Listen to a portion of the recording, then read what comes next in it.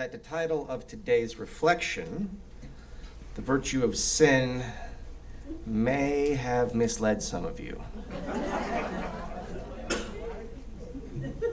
That's why you came.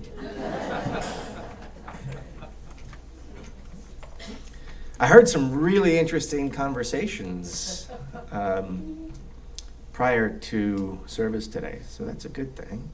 But I recognize that I may have phrased it in such a way that perhaps I led you to believe that I was going to find a way to make, losing your mind on a Vegas level debauch virtuous. And with silver linings, that actually may be true. Perhaps you would learn something about the world or about yourself. Or maybe you wind up marrying your bond agent. So in a way, that sinning may include some virtue. But alas, that is not my reflection for today. Actually, I'm here to explore the question of sin itself and to discuss and perhaps propose that sin, a very un-Unitarian Universalist trope, is worthy of attention. So we're exploring sin as a concept and whether or not that concept has any virtue. So I've related to you before how sin, especially in the New Testament, the Greek for it is hamartia, or something like that. That's how it's spelled. I don't know how you say it. And that means missing the mark. That's all it means, missing the mark. You've missed the mark. And that's good for us Unitarian Universalists because it takes this word that has been applied really at times so violently over the ages and recaptures it, gets back to its original intent, and thereby opens up whole worlds of wisdom presented to us by our heritage. So there's value in this rediscovering the original definition of the actual, well, actually it wasn't actually the word used by Jesus. Of course, he spoke Aramaic, not Greek. But those who wrote about him shortly after his death were Greek. And they wrote the word hamartia, missing the mark. But missing the mark,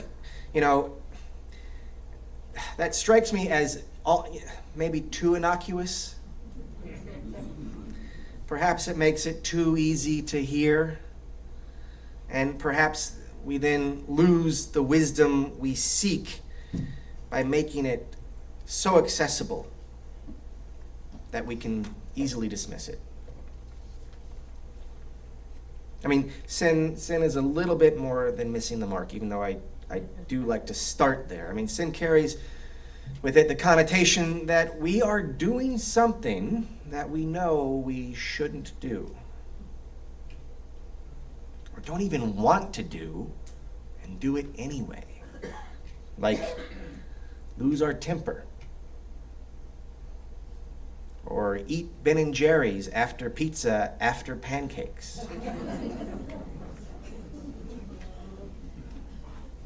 Like breaking trust, or belittling others. We don't want to do it. We know it will hurt ourselves or someone else, but somehow we do it anyway. And I wonder why. And I wonder if thinking about it, not as mere mistake, but as religiously significant, with religiously inherited vocabulary, can help us address that predilection. And after spending some time with it this week, I've come to think that if applied skillfully, sin can be a beneficial category for reflection.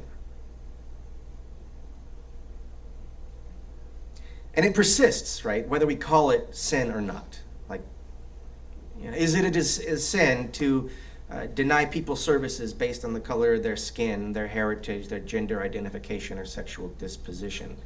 Could you call that a sin? To deny people services based on those things. And if you don't call it a sin, are you playing at and reacting to semantics? Now, of course, semantics actually wind up being pretty important sometimes. And in fact, this reflection is in some ways all about semantics. So then the question becomes, what is the cost-benefit analysis of calling something a sin rather than calling it a mistake? I think one difference is that a mistake is kind of a one and done error, whereas sin is a wrong with deeper roots. It is something that has the whiff of the perpetual about it. The defect happens over and over in our own lives and throughout the generations. But significantly, it is also personal. A perpetual mistake, let me say that again, wrong emphasis. I made a mistake. But not a sin. That was a mistake, not a sin. A perpetual mistake sounds like a mechanical error to me. It could be attributed to a systems problem, systematic corruption, systematic violence, systematic racism, systematic poverty, systematic sexism, systematic homophobia.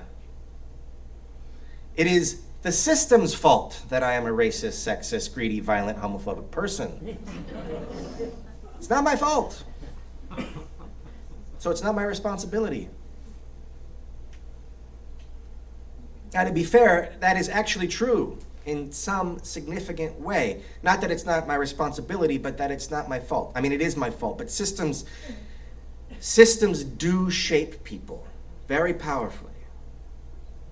But it's also true that you and that I and that we are a part of that system, and as long as we do not actively resist it, we participate in it. So what I'm trying to say is that the concept of systematic corruption, that concept, if we just leave it at systematic corruption, that too often takes us off the hook. But it's a lie.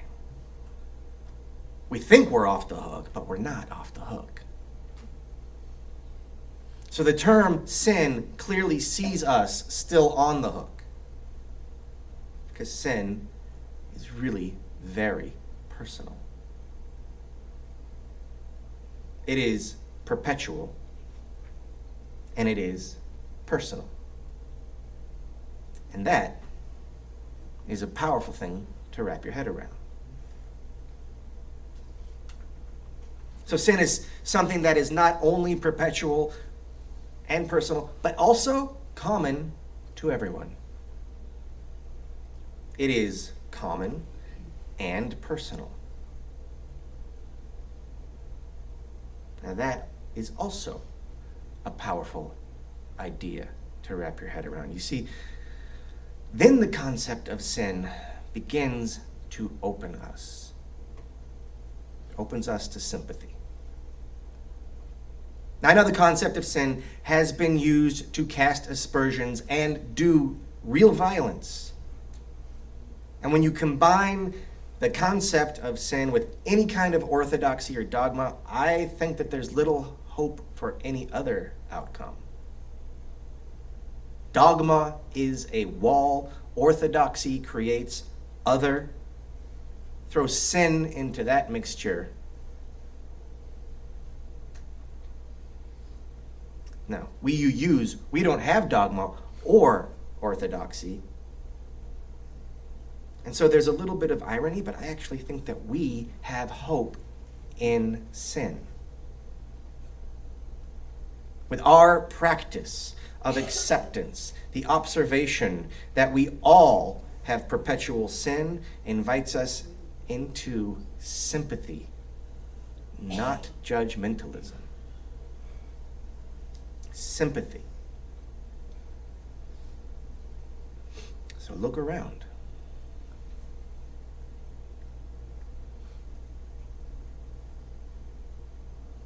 And this, too, may be an opportunity, by the way, to connect with it all, our theme of the month, connecting with it all, through the Spirit, our meta theme.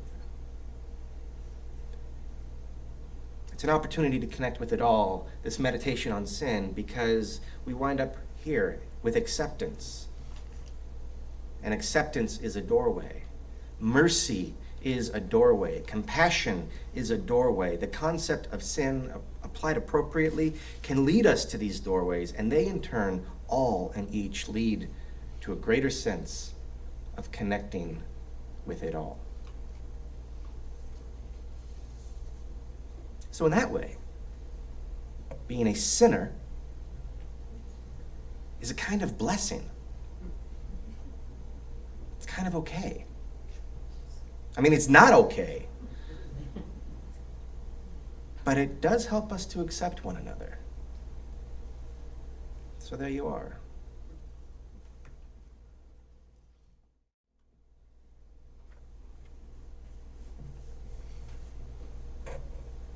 So then,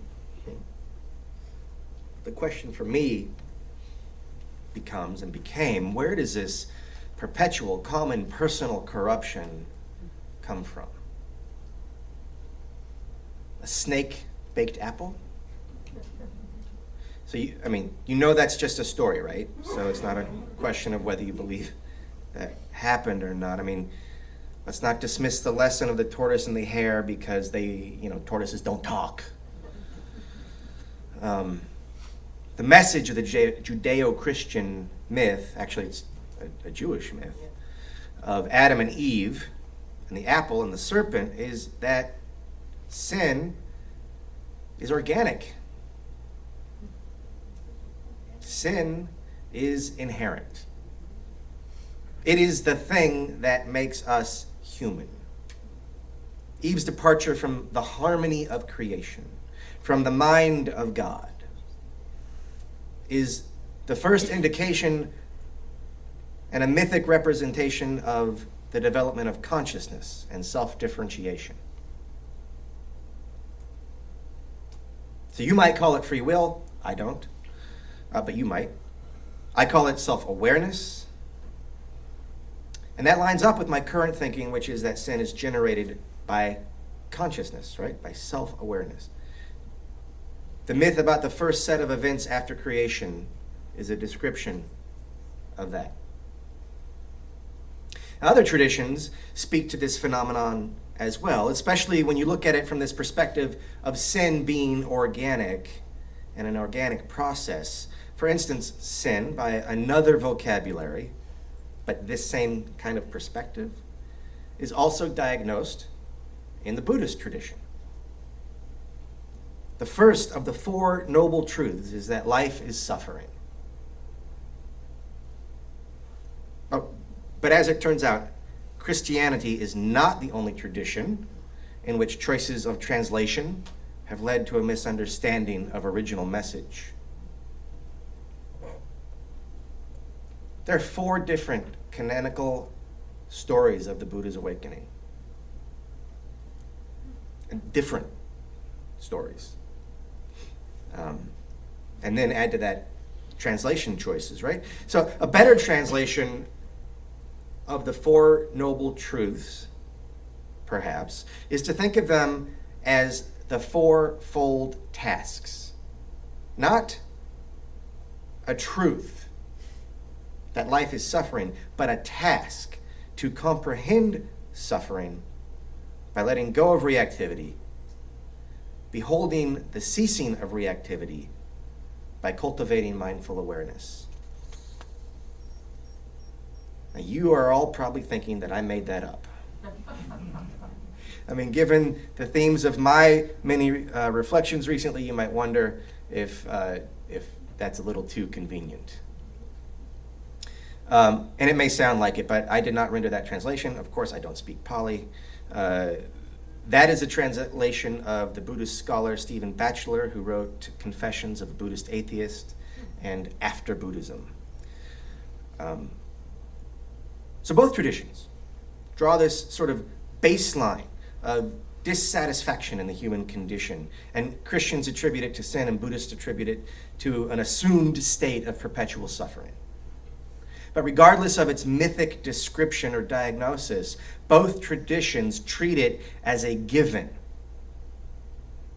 as a substrata, a disposition, and had they the vocabulary, they might describe it as a neurological preset and attribute it to our evolutionary conditioning, right? Different times. The point is, whether we are born with it or have been generation by generation growing into it as we grow up as people, from babies to adults, doesn't matter. What matters is the observation that sin is of us without our intent, but persists with our tacit permission, with reactivity and mindlessness. So then I'm thinking perhaps sin comes from the combination of the sense of self. So I'm thinking about the story of Adam and Eve. I'm thinking about the diagnosis of Gautama, and I'm thinking maybe sin comes from the combination of the sense of self, which is to say a sense of distinctiveness from everything else, a sense of self. So the act of the apple, coupled with a contrary urge to be connected with everything else. The state of the garden. Maybe these contrary impulses are what creates sin. We have automatically competing instincts to self-differentiate as well as to belong. We want to be one with everything and still be ourselves. Now that is a difficult needle to thread. But unthreaded, it begets an inherent sense of inadequacy and dissatisfaction that has us grasping and fearful and finally unwatched, reactive. And this, I think, is where our own first principle comes into play. Yes, we are born with this impossible yearning for both reconciliation and self-assertion. On the one hand, integration, and on the other hand, disintegration. And that freaks us out and conjures up all kinds of negative stories and patterns and fears that trigger reactions. But with that and under that, in the face of that, we proclaim and have faith that we have inherent dignity. And then I'm thinking maybe it's because of the problem of sin that we have inherent dignity, right? I mean, perhaps it is this very struggle that gives us our dignity, because it is personal, it is internal. And that puts it in the realm of character. And character is generated right through internal struggle. And because it is perpetual, it takes practice and is never finally resolved. Internal, perpetual practice generates inherent dignity. That's the proposition. And as I chewed on last week's sermon a little bit more, or reflection I should say, about revising the first principle, I began to wonder about this idea of inherent dignity. How is dignity inherent? That doesn't make sense to me. At least it didn't last week. And if it's inherent, if dignity is inherent, it's unearned. And then how does that have any worth? How is dignity inherent And if it is unearned, how does it have any worth? But maybe this is how. Maybe dignity is inherent because we are born into the struggle of sin, of missing the mark, of the gap created by divergent but fundamental needs to be a part of and a part from. Maybe dignity is inherent because consciousness is automatically corrupted in this way as a prerequisite to itself. But we make that trade every day. And in the bargain, we get beauty and pain and love and heartbreak and hope and despair and tragedy and betrayal and sympathy and empathy and knowledge of our death and anticipation of dessert and the ability to wonder and pray and laugh, and we do it every day. We do it every moment, in spite of these divergent and conflicting yearnings that we have with us, because we are aware, because we have to deal with that. We have dignity.